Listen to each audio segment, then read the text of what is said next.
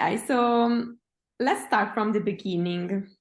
What's the low carbon hub and what are its goals? Right. So the Low Carbon Hub is a social enterprise that's out there to prove that a different energy system is possible that's good for people and good for the planet. So really, we are a community energy company, and we're developing both kind of renewable installations, looking at the smart energy system of the future, and we're also looking at powering down, so saving energy and reducing energy demand, because we think the two obviously need to be going hand in hand, especially as we expand into electric heat and transport. Also, we are based in Oxfordshire, and because we are benefiting the community, that is the community of Oxfordshire, but we also do work on innovation. And so although we're based in a particular part of the United Kingdom and work mainly there, what we're learning and how we're doing things, we're very happy to share with others. And, you know, that innovation part is a key part of what we do as well. Sorry, thank you. Okay, no problem.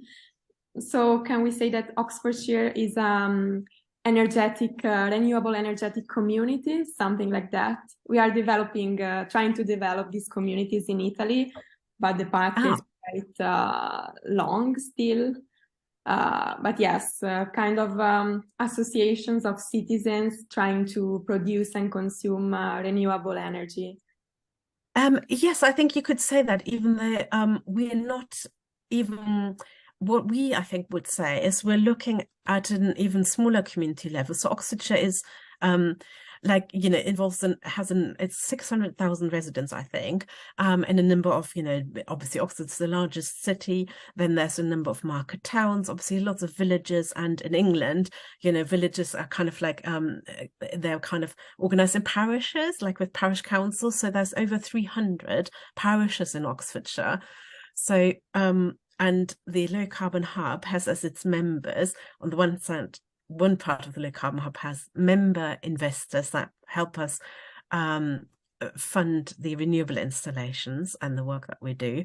On the other side, we've got members that are our community shareholder groups, which are you know, local volunteers working on that kind of their local communities and like this low carbon work there and moving towards that transition to a sustainable future. So I think we're called the Low Carbon Hub because we see ourselves as a hub, and I think we would say an energy community needs to be at an even more local level than that of a county in the UK context, and that we're looking through one of our current innovation projects, we're looking at, you know, those kind of smart local smart grids and local communities at the level of maybe a primary or secondary substation. So definitely a much smaller level, and looking at energy planning, local energy planning for net zero at that kind of primary substation level, which is a different level from what's been tried elsewhere and before, we think. So definitely yes to community, energy communities, but we think it needs to be on the low voltage side, really, which is, you know, much smaller level. Yeah, that's very clear. Thank you. Thank you. So moving on to the project we read about, what is the People's Power Station and how is it going so far? So the People's Power Station is really, it's an online tool which shows really kind of what renewable energy generation there already is and what progress Oxfordshire is making towards that transition to renewable energy system. And basically it started out, we set up this online tool because in Oxfordshire, we were very dependent on one power station, which was in Didcot, which is one of those market towns in Oxfordshire. And that power station, well, there's two parts of it, like Didcot A and Didcot B, and it's basically a coal and gas-fired power station, and like, you know, started in the 1960s, and it has only recently kind of been demolished. So that was very iconic, kind of like lots of cooling towers, you know, sort of, and the landscape of Didcot and Oxfordshire, an iconic power station, kind of, you know, powering Oxfordshire. And we obviously knew, you know, and anyone interested in renewables in Oxfordshire knew that, you know, that kind of coal and gas fired power station had to come to an end, and it was about to be demolished. So the Low Carbon Hub thought, well, we're here as a community energy organization. And we started in 2012, really, as an organization. You know, and we're trying to develop community-owned renewables in Oxfordshire. And we want to, you know, replace Didcot power station with a renewable power station, but that new power station won't be like, you know, that kind of one big power station for the whole county generating, you know, megawatts and megawatts of energy. We need it to be a decentralized, you know, distributed community level power station of renewables, where even the smallest contribution is an important contribution that needs to be recognized and encouraged. So this online tool is really it's a platform that encourages anyone who's got a renewable energy installation in Oxfordshire to add it to the power station. So the Low Carbon Hub knew that we wanted to build our own portfolios of renewable energy assets with the support of our investor members who over the last 10 years since 2012 have actually invested over £10 million in us, and we now do own, you know, a number of assets in Oxfordshire and have generation of let me just check the data. We've got 4 megawatt installed capacity at the moment. So that is kind of, you know, over the last 10 years, it's grown quite a lot. But we knew obviously that was only still part of the picture. And we wanted to make sure that everyone, like if it was like, you know, a householder putting up a little bit of solar thermal or, you know, solar PV, or someone putting, you know, developing, going with a biomass boiler or a heat pump, that they also felt that their small contribution was being recognized and was part of the big picture of the transition in our county. So that's why we made it a power station that's online, that encourages on its, you know, on its dashboard, people to add their own installations to the website. And we encourage people, so we have a live feed for most of the energy generation data for our own assets. And I think for smaller, you know, other people's installations, we can just use proxies for, you know, if it's solar, we know what the solar kind of energy generation is in Oxfordshire at a given point in time. So we kind of, but overall, it gives you an estimate of the energy that is now being generated through renewables in the county. So it was meant to be both, I think, a tool of recognizing people's contributions and achievements, and, you know, as a community, really, which is what you were talking about. Even though it might be individual effort, it is part of a wider community. And also really then kind of encourage more people to do the same and say, even if you think it might not make a difference, it does. And here you can see it, you know, all this data being pulled together for Oxfordshire. And then one of the great changes, I think about 3 years ago, was that, as I said, the Low Carbon Hub also, as well as building up its portfolio of renewable installations, you know, we also knew that reducing energy demand is really important, especially on a housing and building kind of side, because obviously in the UK we also have a lot of really, you know, kind of not very modern housing, and which is very leaky, as we call it, leaky in terms of leaking energy and heat. And so we have put effort into energy efficiency work, both supporting domestic householders and businesses in Oxfordshire. So we kind of thought about that you know, that really needed to be brought into the people's power station. It's not just the energy being generated in renewable ways to replace Didcot power station, that old kind of fossil fuel one. It's also where we need to ramp up renewables. We also need, as I said, you know, we need to bring down the demand, so we don't need to reinforce too much.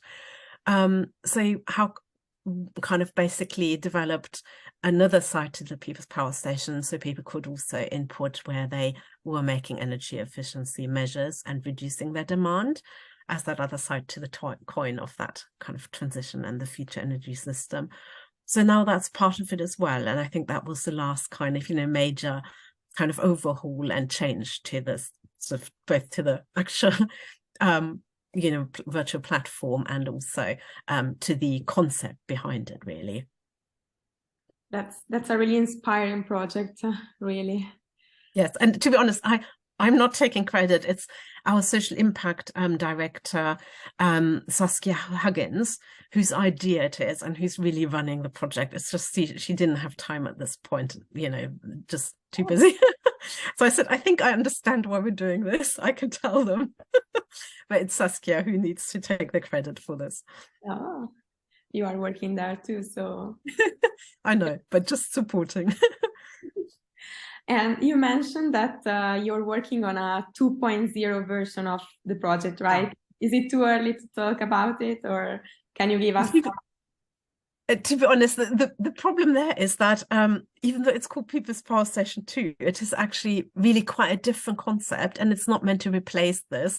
It's something kind of in addition, and really that PPS 2 is a way of, because we know in the future, because we need to get much cleverer about balancing, you know, energy generation and energy demand, to make the system balance without all those great reinforcements to the cabling and the substations, you know, all that infrastructure.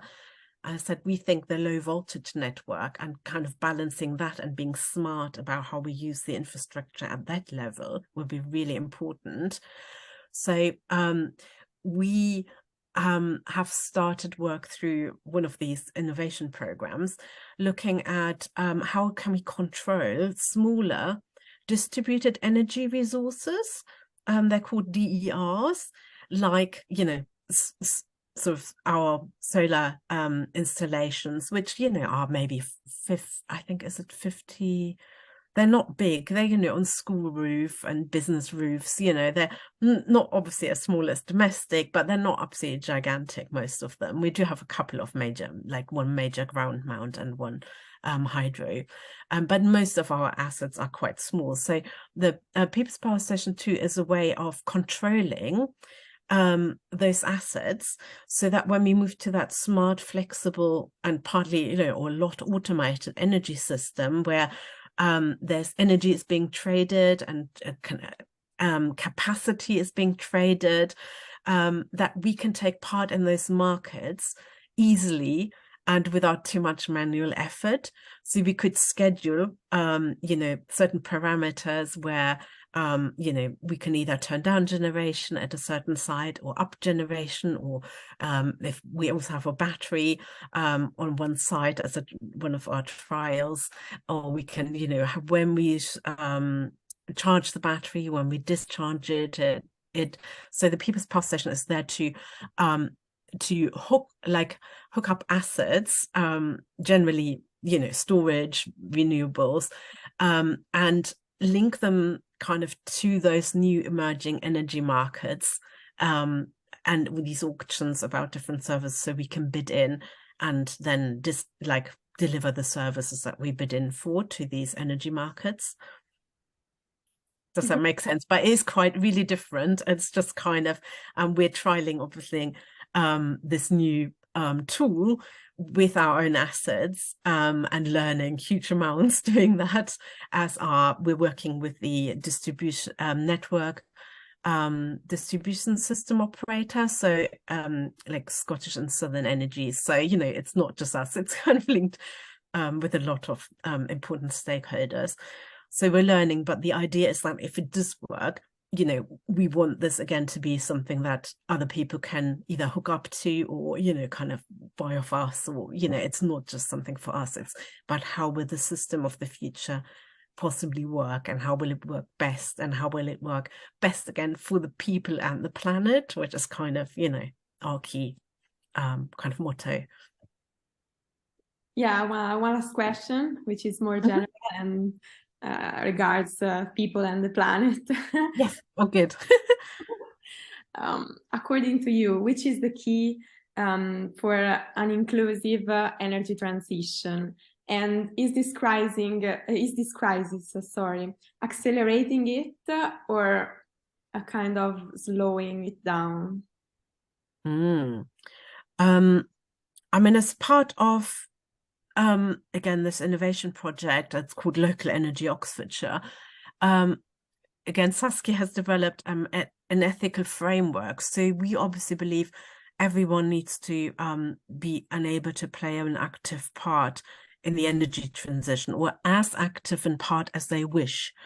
And you know, there needs to be we need an energy system that's equitable and fair, and that is key. I